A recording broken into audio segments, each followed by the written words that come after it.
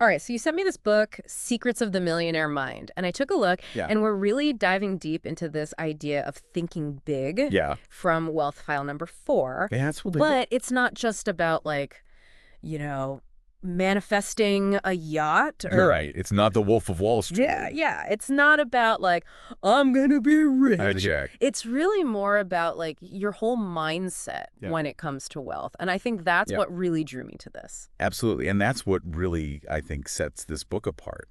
You know, it really dives into the Yeah. kind of the psychology, the mindset Yeah. behind wealth creation. And there was a story that really kind of caught my eye in the beginning too. Yeah. Where Oh, was that? this personal trainer Right. went from like Yeah, he went from like $250,000. 250,000 Yeah. to 600 million Yeah. It was an incredible jump, wasn't it? in like 3 years. Yeah, 3 years. Crazy. Right. Yeah. And I'm like, how did It makes you wonder. how Yeah, what was the secret sauce? Yeah. What did he do? Right.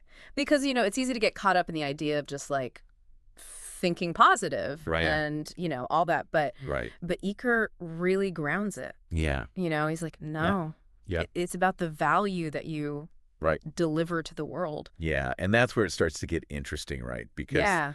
it can't just be work hard Uh-huh. and then you'll get rich. Right. Like, If that were the case, we'd all be millionaires by now, wouldn't we? yeah, like you see people busting their butts and they're not millionaires. Yeah. So what is he like? Well, he talks about this thing called the law of income, right? Yeah. And he's like, you get paid in direct proportion to the value you bring to the market. Okay. Right. So that's kind of the foundation. Yeah. And then he breaks down value into, These 4 components, right? okay, There's supply and demand, makes sense. you know, classic economics. Right? Then there's quality. Okay. How good is your product or service, right? Right. And then the big one, the one that's really relevant Yeah. to our discussion today, is quantity. Quantity. Quantity. Okay, so think about it this way. Okay. You got a personal trainer Okay. working with one person one-on-one Okay. versus a trainer who's leading these huge seminars, Okay. packing in hundreds Oh, I see. or even thousands of people. Oh, yeah, yeah. Right. So it's not I just see where you're going. yeah, it's not just about how good you are at what you do. Right. It's about how many people you impact. Right. Another great example he gives is a network marketer. Okay. You know, someone with like a tiny little downline Yep. versus someone who's built this massive organization Okay. with, you know, thousands Right. and thousands of people involved. So you're talking about like scale then. Exactly. Yeah. Scale. It's Aha. about multiplying that excellence, Right. reaching the widest possible audience. So it's kind of like that ripple effect almost. Yeah, I like that. A ripple effect. Right. Where you're not just like Right? helping one person, but you're helping one person who can help 10 people. Exactly. And those 10 people can help 100 and so on. Right. It's exponential. Okay. That's a really interesting way to think about It it. is, isn't it? Yeah. But here, But then how come people don't do this? that's the $1,000,000 question, right? Yeah. I mean, it seems so simple, right? Think big, deliver value on a large scale. Right. So why aren't we all doing it? Yeah. What? Well, Eker dives into this, and he talks about why so many people, Okay. even really talented people, you know, Right. play small. Okay. And I think it's something we can all relate to, right? Oh, yeah. Totally. We've all had those moments. Yeah. So the biggest things he talks about Mm, is fear. yeah. And not just the fear of failing, which, you know, we all kind of sense. understand, right? Yeah. But he also talks about the fear of success, The fear of success. Yeah. Okay. which can be even more paralyzing, honestly. What does that look like? It's like, you know, maybe you can't handle the responsibility. Oh. That comes with achieving your dreams, right? Or maybe you achieve your dreams and then it's not what you expected. Oh, yeah, yeah. It's like yeah. that old saying, be careful what you wish for. Right. Right. Yeah, yeah. And then there's this other thing that I think a lot of people struggle with, Yeah. which is feeling unworthy Okay. or not good enough Yeah. Yeah. to make a real difference. Like imposter syndrome, almost. Yeah, a little bit of that. It's like, who am I? Yeah. You know, to think I can change the world. Right. And so we limit ourselves with those thoughts. So, I mean, if those are the reasons that are holding us back, Right. how do we shift out of that? Like, is this all about Okay. affirmations and like Okay. vision boards, or is there something deeper going on here? That's a great question. Right. And I think there's definitely a place for, Yeah. you know, those tools, the vision boards, the affirmations. Right. But Eker suggests something a little bit deeper. Okay. It's really about a shift in perspective, a fundamental shift. Okay. And it starts with understanding that life isn't just about you. Oh. It's about contribution. Okay. It's about recognizing that you have these unique talents and gifts that are meant to be shared. Okay. So if you have the ability to help other people, then it's almost like a responsibility. I like that. It's almost like a responsibility to like do it on as big of a scale as possible. Because if you have the ability to solve problems, to ease suffering, to make people's lives better, why wouldn't you want to do that for as many people as possible? Yeah. I mean, it's interesting, right? It makes sense. Because he talks about how entrepreneurs are really problem solvers. Oh. That's their core function. Okay, that's interesting. Right. Yeah. And the more problems you solve, the richer you become. But richer in like all senses of the word, not just every sense of the word. Not just financially, but like Exactly. Emotionally, spiritually. Relationships, everything. Right. So it's all connected. It's all connected. And I love how he shifts that focus, right? Yeah. Because it's not just about, I'm going to get rich and buy a fancy car. Yeah. It's like, no, it's about using your talents and your skills to make a positive impact on the world. Even if it's something as like normal as like real estate. Right. Exactly. It's not just about like flipping houses and making a buck. It's like you could be helping families. Exactly. Think about it. Providing affordable housing to families in need. Yeah. The more families you can help, the bigger the impact. It's not about the type of work. It's about like the intention. The intention, the scale of it. Yeah, yeah. It's about thinking bigger. Yeah. And, he brings up this great point about finding your mission. Okay. Your unique contribution. Yeah. And he quotes Jonathan Livingston Seagull. Oh, what a great amazing book, right? Yeah. By Richard Bach. Yeah. And it's this. Which quote is it? Yeah. So someone asks, like, how will I know when I've completed my mission? Okay.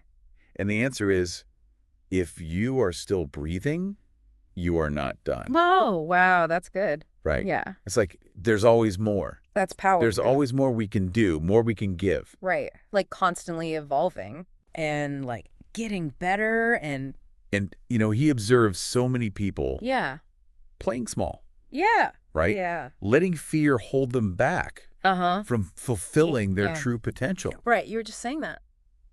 And then he asks this very pointed question. Yeah. If not you, then who? Oh, wow. Right. That's heavy. It's almost like we owe it to ourselves. Yeah. We owe it to the world to step up and play big, to share those gifts we've been given. And then there's this beautiful quote from Marianne Williamson. Oh, I love her work. Yeah. Which one is it? I don't remember. It's from A Return to Love.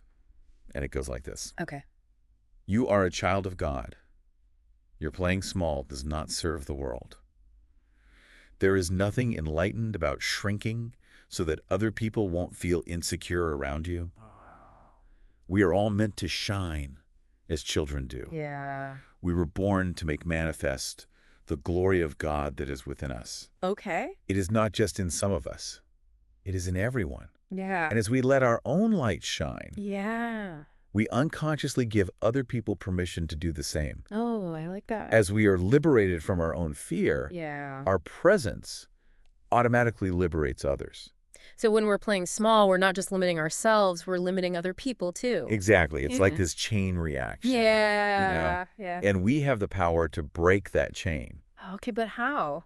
Right. And that's the big question, isn't it? Yeah. We can get all fired up about these ideas. Right. But then it's like, okay, what do I actually do? Right. I think how do I apply this in my own life? In a practical way. Right. And that's where those millionaire mind actions at the end of the chapter come in. Okay.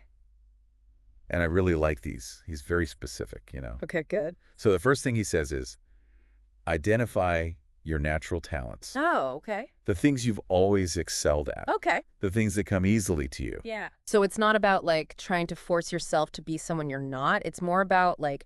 Exactly. Yeah. It's about working with what you've already got. Right, right. Amplifying your existing strengths. Okay.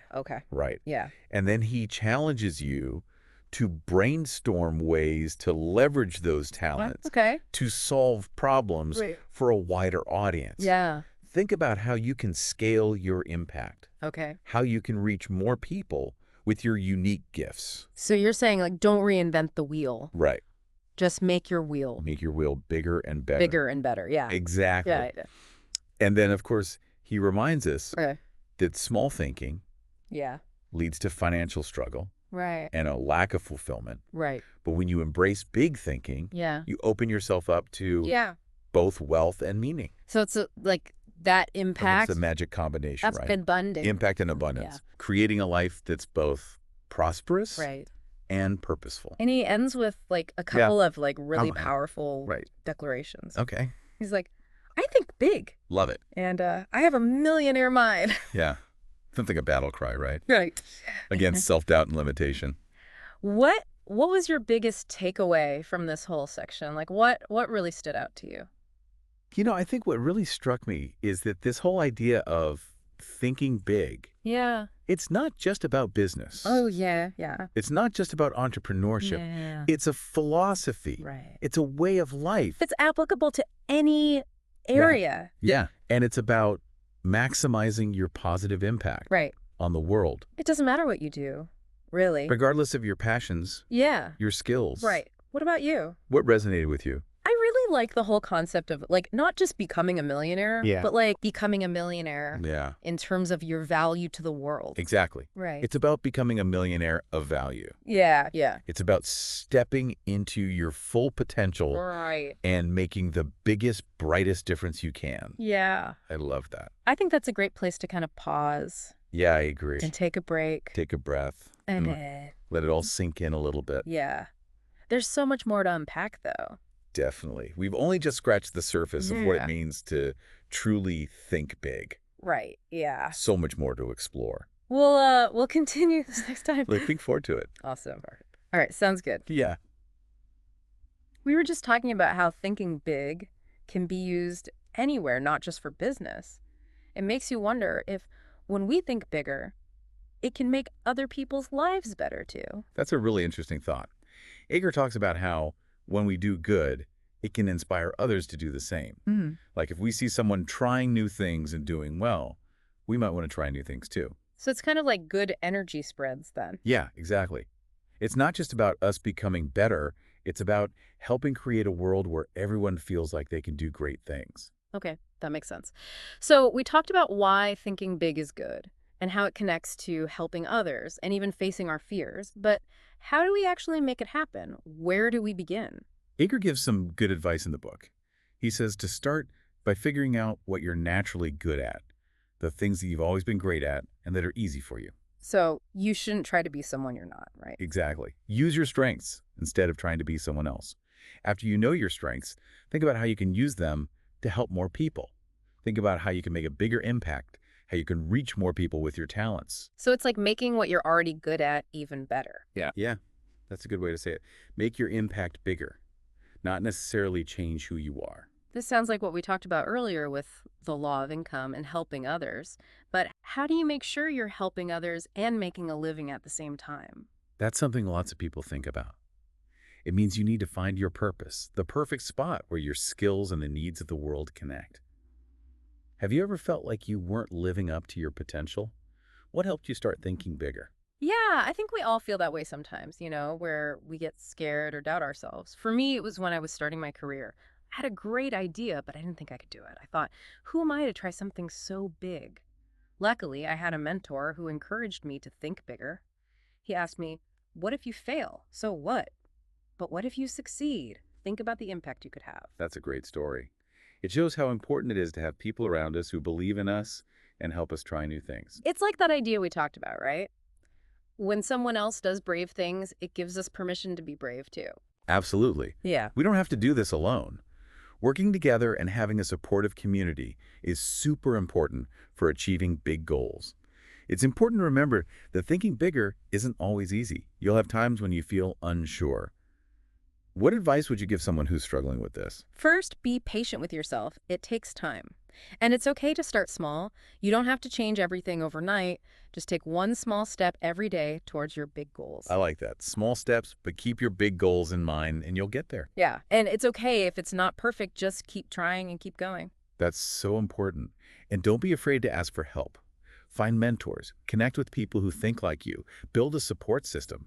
It's not a journey you have to take alone. One thing I really like about what Ecker says is that he's not saying you should just get rich for yourself.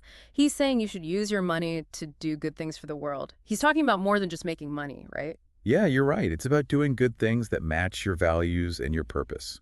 It's about making a difference that lasts even after you're gone. It's like asking, how do I want to make the world better? And then using your money and your skills to make that happen. Yeah, and remember what that quote from Jonathan Livingston Seagull said, our purpose never really ends. As long as we're alive, we can keep doing good, keep giving. It's realizing that we all have something special to give, and when we share those things, we make our lives better and we help others. Would you agree with that? I totally agree. It's about knowing we all have special gifts, and when we share them, we're helping to make the world a better place. So, as we're getting to the end of our deep dive into Secrets of the Millionaire Mind, what do you think about this quote? The world doesn't need more people playing small. It's time to stop hiding out and start stepping out. What does that make you think about? It makes me think that we need to act now. The world needs our talents now more than ever. We can't let fear or doubt stop us. It's time to be brave and make a real difference. It's like a challenge, isn't it? What will you choose? Will you play it safe or will you try to do amazing things? We all have to make that choice. And the great thing is, we can always choose to do something different. So, what are you going to choose? And what about our listener? What's the most important thing we want them to take away from today's discussion? I think it comes back to what Eker asks. If not you, then who? If we all have special gifts and the world needs them, isn't it kind of wrong to not share them as much as we can? That's a really good point. It's not about being selfish and just wanting to be successful. It's about using our gifts to help everyone. And it doesn't have to be something huge, right? Like maybe you can help out in your community or teach someone something new. Exactly. Every time we help someone, every time we share our gifts, we're making the world a little bit better. We talked about a lot today, thinking big, creating value, helping others, overcoming fears, and finding our purpose. If our listener is finishing their commute or ending their day, what's the one thing we want them to remember from our look at Secrets of the Millionaire Mind? I think it's this. You can make a bigger difference than you think. Believe in your talents, your ideas, your desire to help. I like that. Don't wait. Start thinking bigger, start sharing your gifts, and see what happens. You might surprise yourself, and you might even change the world a little bit. Okay, so it's time for our provocative thought to get our listeners thinking this week. I like that. What are you thinking? We talked a lot about big ideas like thinking big and helping others, but I want to challenge our listener to be more specific. So here's our question. What's one concrete action you can take this week to start thinking bigger and sharing your gifts more widely? I love that. It's a question they can act on. It has a time limit, and it makes them think practically about using what we talked about today. Right. Maybe reach out to someone you admire for advice. Maybe volunteer for a cause you care about. Maybe finally start that side project you've been thinking about. Whatever it is, do something this week to get closer to your big goals. Well said. And remember, the world wants to see you shine. It's funny how this thinking big thing connects back to that fear of success we talked about. It's like by telling us to go for it, Yper is also saying we have to face our fears. That's a good point. When we start thinking bigger, we have to get out of our comfort zones, push past those limits we put on ourselves. And that can be scary, even if it's good for us. It's like that saying, you got to jump in to learn how to swim. Right. But here's the thing about fear. It can trick us into thinking we're being practical. We tell ourselves, oh, I'm just being realistic by Yeah. sticking with what we know. But maybe we're missing out on chances to grow and do really cool things. Yeah, like playing it safe can actually be the biggest risk. I love that quote Mhm. because if you think about it, it's true. When we don't take chances and stick with what's comfortable, we stop growing. We stop ourselves from becoming who we're supposed to be. And that can stop us from not just growing ourselves, but also helping others too. Exactly. If we always hold back and play small, we can't really make a difference. So how do we get past that fear? What advice would you give to someone who's frozen by all those what if questions? I think the first step is to understand that fear is normal. It's part of the process. It's okay to be scared when you're trying new things, but we can't let that fear make our choices. So we acknowledge the fear, but don't let it rule us. Right. And maybe even think of that fear as a good sign. Like, if you're not a little scared, maybe you're not pushing yourself enough. Maybe you're not really thinking big enough. So maybe fear means we're about to do something amazing. That's what I think. You know that saying, feel the fear and do it anyway? It means we got to recognize that being scared often means we're about to do something really brave, something that'll change our lives. And not just our lives, but other people's lives too. Yeah. When we face our fears and reach our potential, we're not just growing, we're inspiring others to grow too. And maybe someday, if enough of us think big, that'll be how everyone thinks, not just some people. That would be amazing. A world where everyone feels like they can do anything, share their talents, and not be afraid. What would that be like? That's a good question to think about. And it reminds me of that quote by Marianne Williamson again. She said, "As we let our own light shine, we unconsciously give other people permission to do the same. As we are liberated from our own fear, our presence automatically liberates others." That's so true. It all starts with us making the choice to get out of our comfort zones and be who we really are. To help our listeners make that choice, let's go back to that thought we left them with.